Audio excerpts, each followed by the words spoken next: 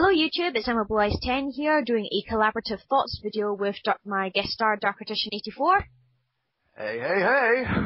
Yeah, this is we haven't done one like this for quite a while because the last collaborative thoughts video I did, I believe, was with my boyfriend Chris Anime Guy, and that was quite a while ago. So anyway, this topic is going to be about, it's going to be like a mini rant in a way about OTKs and FTKs in Yu-Gi-Oh! Because Darkrition84 recently just did a rant video about that, which was very interesting to watch. So I'm going to link that to the bottom of the page there if you want to go and check it out, and also subscribe to Darkrition84 as well because he's an amazing duelist. So yeah, this is just going to be our thoughts and opinions and rants and everything about OTKs and FTKs, one-turn kills and first-turn kills in game Yu-Gi-Oh! So we hope you guys enjoy. We don't mean any offense to anybody either. This is just thoughts and opinions about why we don't like those kind of decks. So hope you guys enjoy. So here we go. I mean, one thing I did actually forget to mention as I did this rant video is, well, it'll be in the description, but I'm going to mention it again. Don't get us wrong here. If you see an opportunity to win the duel, then by all means, go for it. Take the chance. But building decks designed to end the duel before it's even started just ain't cool. I actually did leave a comment on your video as well saying that, you know, if there's a gradual build-up to 1T... I can't say that right now for some reason. OTK, there we go. If there's a gradual build-up to a one-turn kill, then that's fine because obviously it's something you don't expect, and that's it. That's a game over. It can be very cool to see those kind of combos go off. And me personally, I've been OTK'd a few times by a couple of decks, but I've never seen them as a bad thing, to be honest. Because most of the time there is a gradual build-up to them. But there have been times where it's just been like 2 or 3 turns in the duel and boom, it's over. Which I found to be very unfair in some places, but you always learn, but you continuously learn from your losses and all that. For example, you start to see what patterns there are to get that OTK or FTK and everything. So you can eventually become wise to it and recognize if somebody's going to do a one-turn kill to you, basically. But at the same time, with people who spend time dedicated to finding these OTKs and FTKs, that's something I don't quite understand in the game of Yu-Gi-Oh! I mean, fair enough, if you have a reason to win all the time, then, you know, I'll respect that reason and all that, but just doing it to show that you found a really deadly combo, or to be a idiot, to be polite about it, or to be a bully. I mean, there have been some cases I've heard of where people just make these OTKs and FTKs just to bully others because they can't afford to do the FTK or afford the deck to make the FTK, or just do it to be general douchebags, to be polite. Which I think is very unfair. But of course, if you actually like these kind of decks and you actually build up a gradual thing to them, then yeah, fine, fair enough, that's your stick playstyle and all that. But at the same time, there's some people who will just use it as an excuse to be a bully and everything, and that's something I don't agree with within the world of Yu-Gi-Oh! Or just with anything in general, really.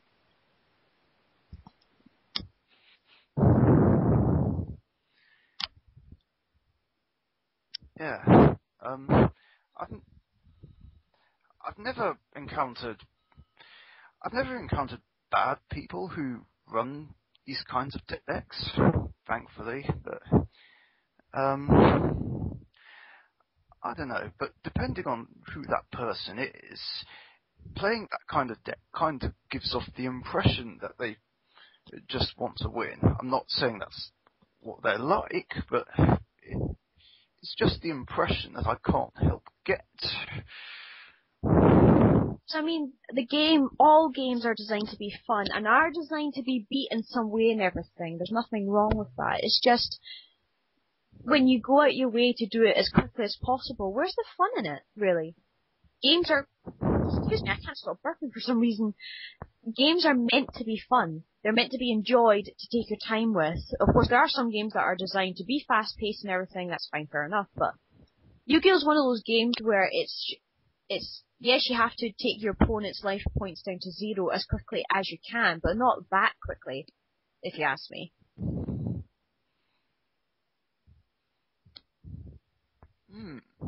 I just don't see the rush. I mean, what is the rush really? I mean, do you have to be somewhere, be home in time for dinner? I don't even know. Be in time for your girlfriend or something? Aye.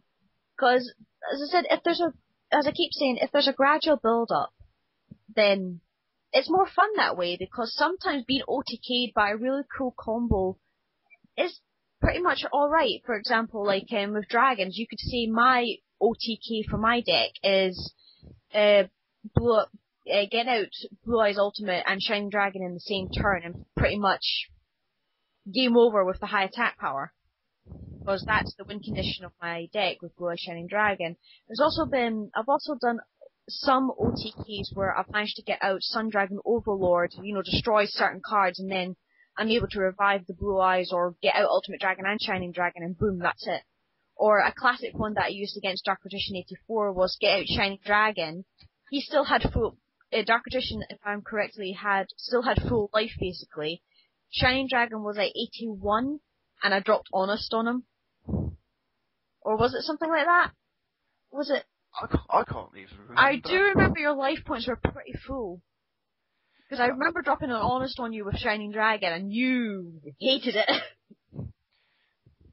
I can't believe I can't actually remember this. The only it was a while ago. It was at least 2-3 years ago. I do remember a similar situation though, where you had Blue Eyes Shining Dragon on 7,800, and it dropped me to 100. Oh yeah, I do remember that one. That was a fun duel. Indeed. Aye. I mean, I once did an OTK with my Rainbow Neos deck, but that was only because at the time Monster Reborn was banned, and I was running 2 or 3 copies of Oversoul. I mean, the opportunity was just there. I mean, I've said it a few times before, but the OTK thing wasn't why I built my Rainbow Neos deck in the first place. I only built it purely the way I saw fit to build it, like I do with any deck, really. Yeah, because even my Crystal Beasts, my Rainbow Era deck, you could say the only OTK card combo I've got in there literally is just the Crystal Abundance, because that was what made the Crystal Beasts OTK with just that one card. But I only run one of that, and I only use it if I absolutely need to. I completely forgot to mention Abundance OTK in this rant video.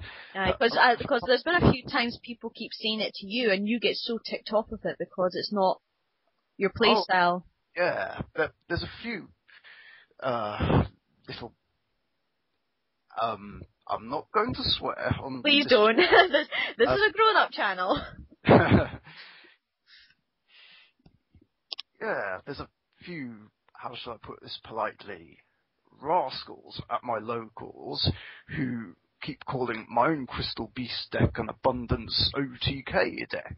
I mean, it was pretty funny at first, but now it's getting beyond a joke. I mean, because last time I checked, Crystal Abundance did not play all the Crystal Beasts, and did not play Rainbow Dragon, and they played 3 copies of Crystal Abundance, whereas in my build, I only played 2. I played just 1, to be honest, cause it just because of the way my deck is built, and also it's because of what Jesse Anderson said in the anime.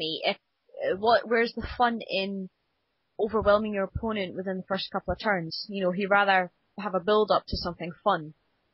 Or something along those lines. It's in the sub-version of GX. I can't remember exactly. It's been a while since I've seen that, to be honest. Yeah. Sorry. You go ahead. You go ahead. Whereas for me, again, I just built my own Crystal Beast deck the way I saw fit to build it, like I mentioned earlier. I mean, I don't want to rely on abundance, but it's just nice to have just in case. That's why there's a boss monster called Rainbow Dragon. Rainbow Dragon for the win! I second that. Aye. But I think the strange thing is about these FTKs and OTKs, I've only ever come across a few in all of my dueling career. And yes, I've been OTK'd with Wind-Ups and Dark World, but in a sense, that's what they're kind of designed and built to do, really, because that's how the meta works. The meta is there to win as quickly as possible, competitively as possible. Whereas with other deck builds, it's more of a gradual thing. But I'm gonna go on to my most hated deck. I've never gone against this. I've seen it played and everything, but I absolutely hate it. Is Blue Eyes Exodia FTK. Ooh. Oh god, don't get me started. In 5 minutes I'll probably be ranting and swearing, and I've already said this is a grown-up channel, so I will try my absolute best not to, ladies and gentlemen. Right, I don't like that deck at all. Now, it's an interesting deck, I will say that much, because obviously it can be a FTK if the consistency of the draw power and draw engine goes as well as it is supposed to. But this deck was built for me by somebody at Match for Miniatures, and he actually showed me how it worked. And I figured, right, and I thought first, right, it's Exodia, so he'll use the draw engine, but then he'll monster upon the Blue Eyes, you know, with Swing of Memories and stuff to hit down until he gets his Exodia. Nope, just draw engine, draw engine, draw engine, draw engine, Exodia. And I was like, Wow. Where's the Blue Eyes on the field? He's like, there's no Blue Eyes on the field, it's just abuse the draw engine, get out Exodia, that's it. And I was like, okay, I'm not even gonna bother touching that deck. And he kept saying, you know, oh come on, just try and use it for the tournament, you'll do really well. And I'm like, no thank you, I am not using that deck. And, as I said, it doesn't, if there's an FTK build out there that does actually use the Blue Eyes properly, like on the field to overwhelm the opponent if needed, and you use it that way, you know, then fine, fair enough. You know, I do apologise if I offend you by saying I hate that kind of deck. It's just that that's the only kind of deck I've really seen, to be honest. So, if you guys do know of any Blue Eyes Exotic FTK variants that do actually use Blue Eyes properly on the field like it's supposed to be, please post in the comments below and let me know. But I think the other reason why I didn't like the deck is because of a certain event that happened to me on YouTube several years ago, and I think Darkpatrician84 will remember this. I had just started out a YouTube channel. I had only a few hundred subscribers, and people were really badgering me about trying to play a Blue Eyes Exodia FTK along with a Red Eyes Darkness Metal Dragon quite a bit in my duel videos and everything, and I was being very stubborn back then by saying, no, I don't want to build that, it's not my deck style. And they wouldn't take the hint, and then this one person decided to be a real idiot and say things like, you're a pathetic player, you should be absolutely ashamed that your version of Blue Eyes is on the internet, it's crap, it's pathetic, blah de blah. And he said, and the weird thing was, this guy said he was an avid Blue Eyes lover, right? And he was ashamed to see my deck on YouTube. But when I went to his channel, he was running a Blue Eyes Exodia FTK. So it's like, if you love Blue Eyes that much, you would want to use it. Why the heck are you abusing it then? And it's like, it was just really weird. I mean, I can't understand some people like that, but I suppose it's just, that's just how trolls and people who just don't like you work, I suppose. Yeah. Who should be ashamed now? And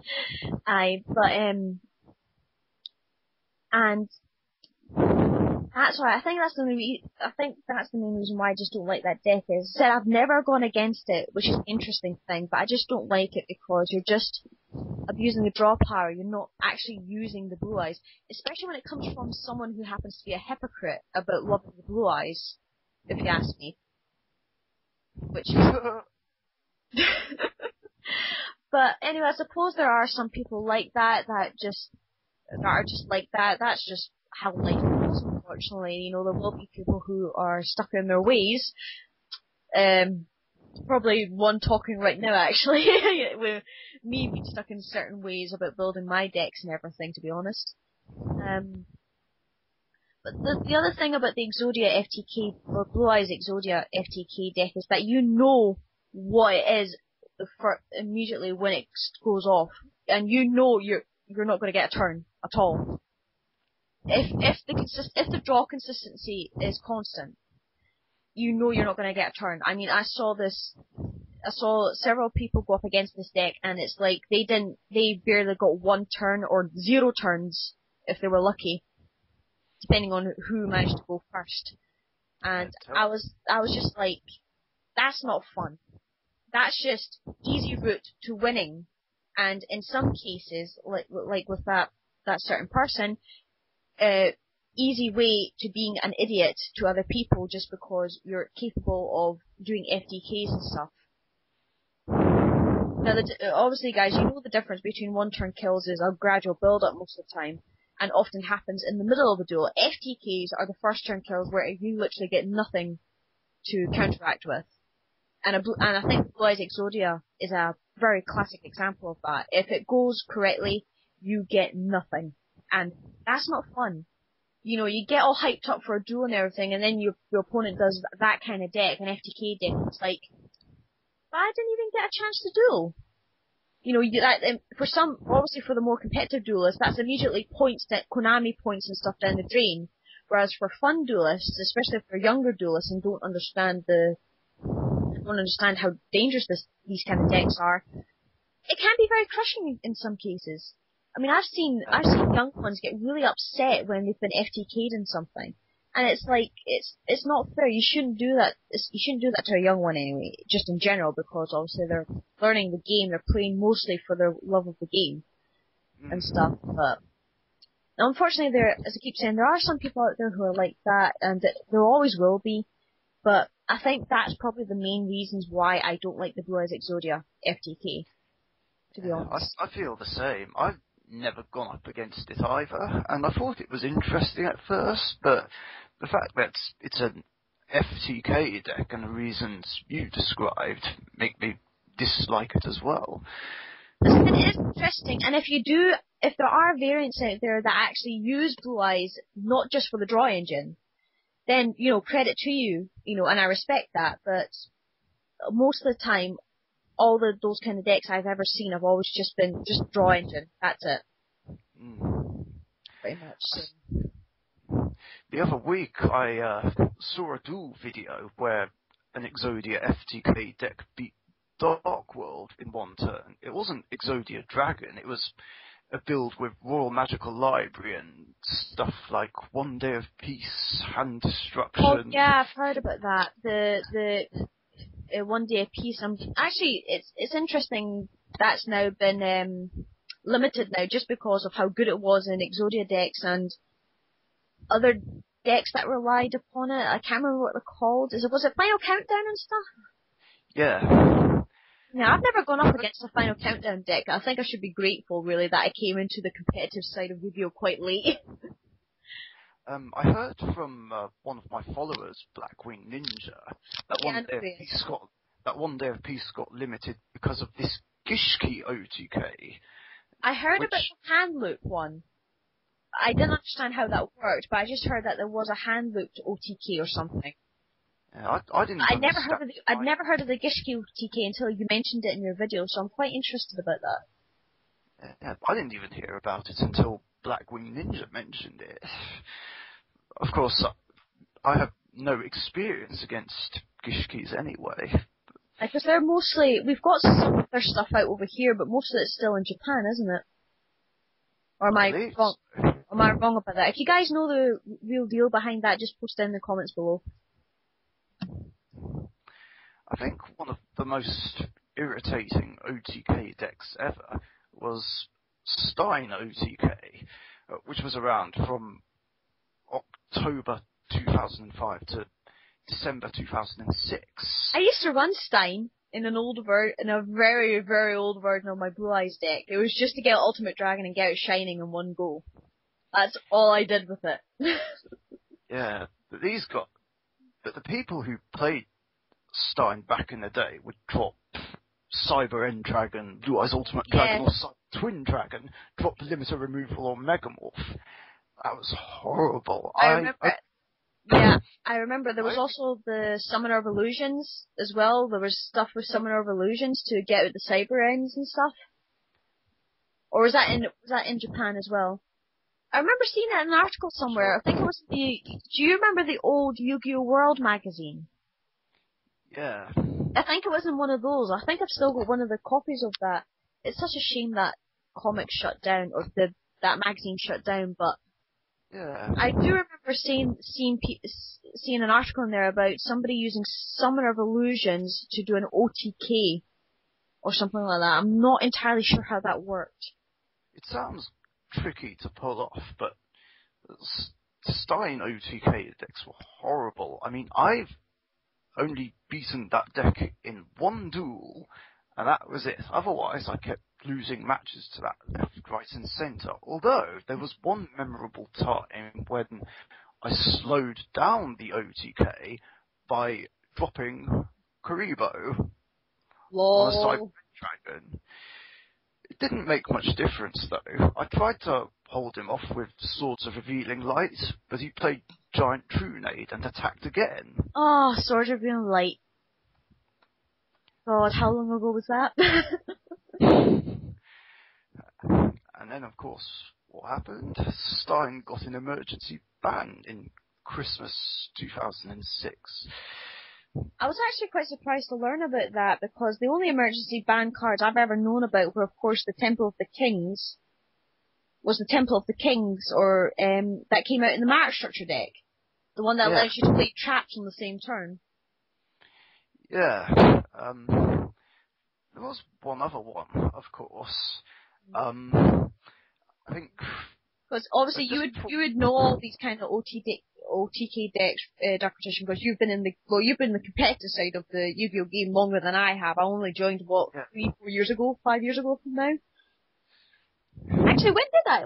I'm trying to remember. No, it was 2008, 2009 I joined, I think it was. I got into the committed side, so that's only 9, 10, 11, 12, 4 years, if I'm lucky. 4 or 5 years I've been in the game.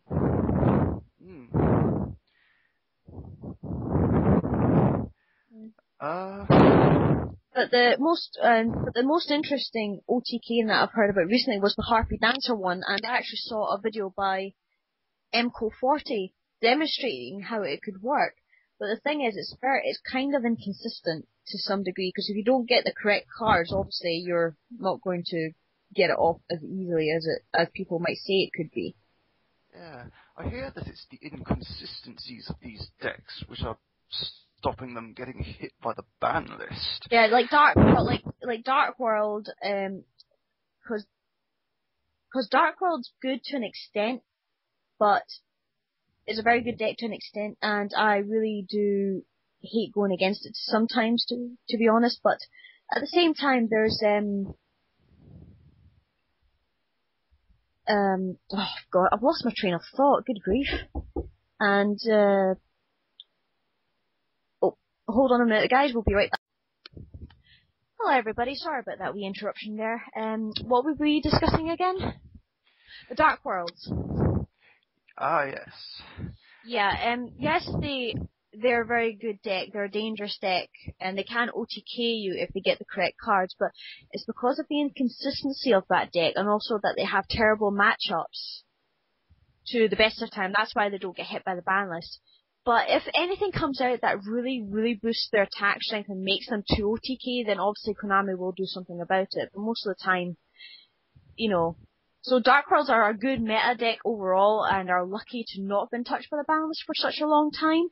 But I've got a funny feeling once a bunch of new cards come out, somebody somewhere is going to find a OTK, and it's going to make the deck even worse. My friend Karibo Keeper J plays Dark World, and that kid is such a sack with that deck. It's like he was born under a lucky star. He's near enough always pulling off an OTK with that deck, left, right, and centre. My friend My friend Drew McCall, he's actually he's one of the top players in Scotland, and he's really, really good. He Hmm. either plays Elemental Hero, or Wind-Ups, or Dark World, because those are his three favourite decks. Because the Wind-Ups are going to get hit next format, he's going to play Dark World and Elemental Hero instead. So, but the amount of times he's gotten out 3 Grapples on me in one turn, it's like, ouch. What the heck? I hate it when that happens. Especially when you haven't dueled in this format and you're trying to get your Blue Eyes deck used to what's been happening, and it's like, what the heck just happened there? I personally just find it funny when I side in Neko Main King against them and I've let the opponent discard it with Dark World dealings, and Josh is like, you... Idiot. I was going to say something ruder, but again... Yeah. This is an adult channel here. Although some people might take that in another way. Yeah. But, as I said, what other OTKs? There's also the one with the wind-ups. I mean, thank God Wind-Up Carrier has finally been banned, because that just made, even at 1, it just made wind-up OTKs and stuff far too easy. I mean, if you thought 3 was bad, 1 was still just as bad. I was quite surprised that it did get banned. Not that I'm complaining. I'm not surprised. I thought that Magician and Shark were the main problems. Aye, but the thing was, Carrier was what started all of it. It was their searcher, their main searcher. Ah, yes. If you remember, and also if you got your tour guides, you can go into it really easily.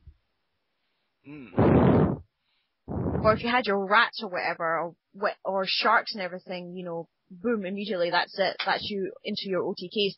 Especially when they got out, especially when Drew got out. You got Carrier, Shockmaster. I think it was a Geas. It's that rank 5 Chaos monster, the one that can't be destroyed as long as it's got materials or something. Oh, Tiraz, the Keeper of Genesis. That.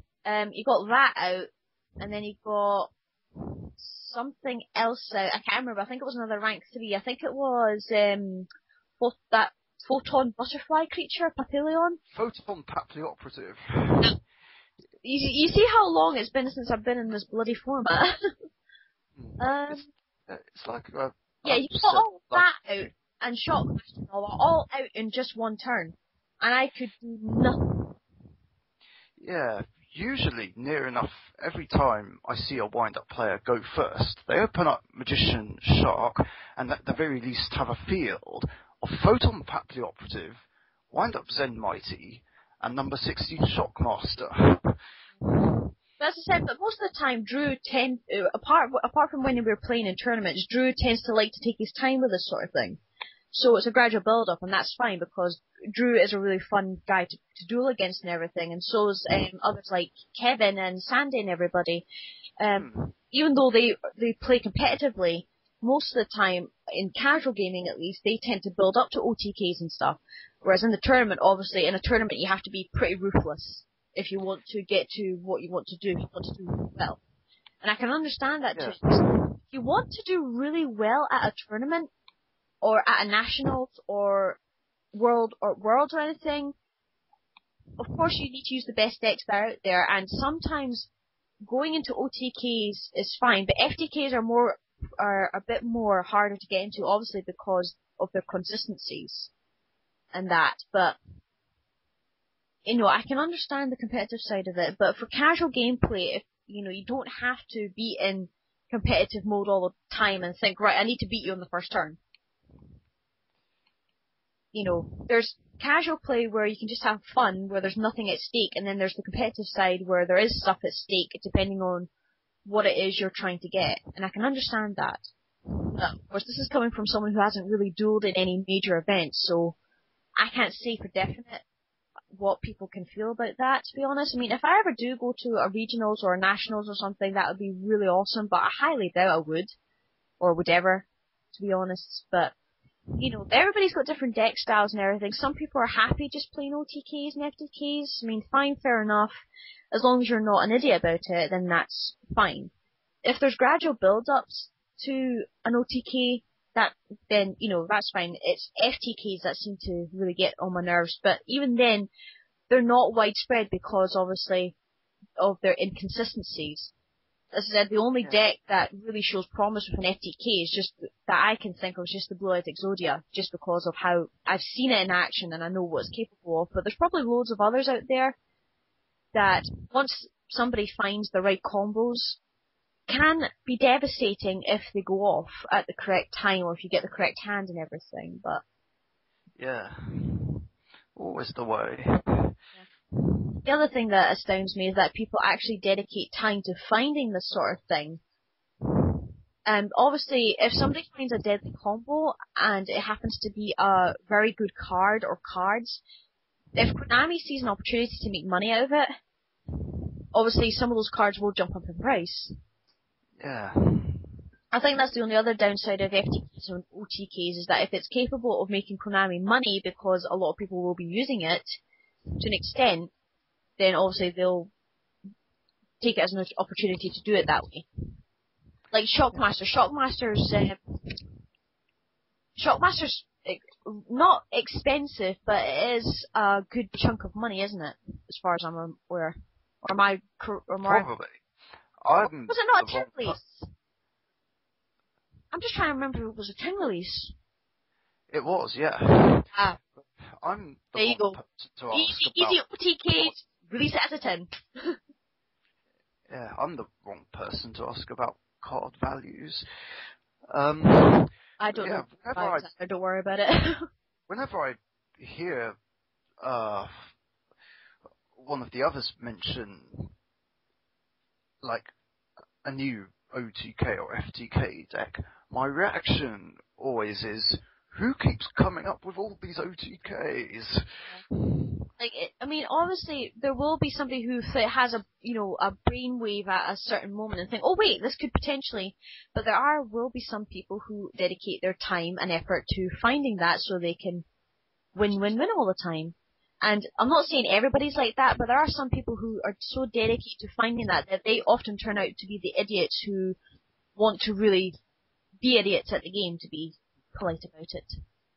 It's because of these decks that I've started playing Battle Fader in whichever Dark Magician deck I run these days, and I am loving Battle Fader. It has saved me so many times, and...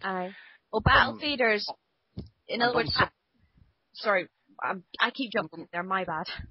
And on quite a few occasions, it bought me the turn I needed to turn the duel in my favour. I mean, there was one time, which was on camera, when Josh, as in Karibo Josh, swarmed me with graphers. He thought he had game, and I was like, Battle Fader? And then, come my turn, I top deck Miracle Fusion, summon Shining Flare Wingman, and batter one of his graphers with it. Oh, in other words, you gave it a shining silly slap. Pretty much, yeah. Aye. Well, if Battle Fader's your tech card for helping to stop OTKs and stuff like that, I would say Light and Darkness Dragon would have to be mine, just because it just locks down everything, and it's a dragon, and it's a very pretty dragon. I mean, obviously Blue Eyes is still pretty good at running over certain things, but Lad's brilliant for just locking down everything. Because the amount of times I've gotten Lad out and Drew's gone, oh, not again. Or somebody's gone, oh, what? And it's like, yay! Survive. Survive for another couple of turns. Yes, Lad loses attack power, but what the heck, it still stops it from happening to an extent.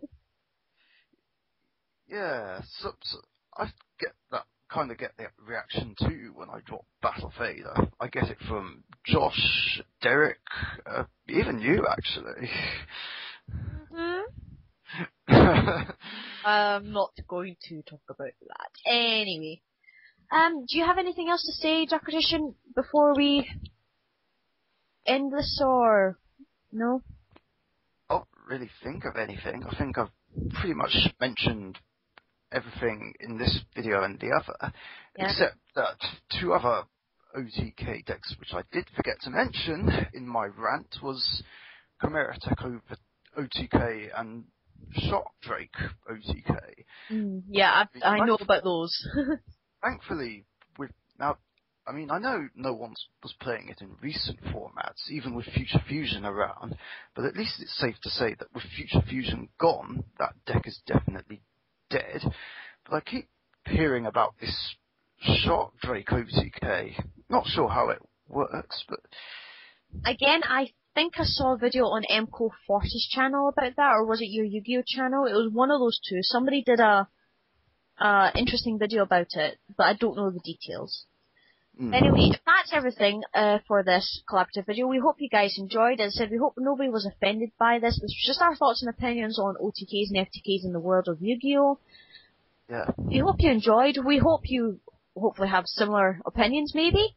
And there will be a link below connecting to Richie's rant video about this topic and also to his channel. Please go and subscribe to him.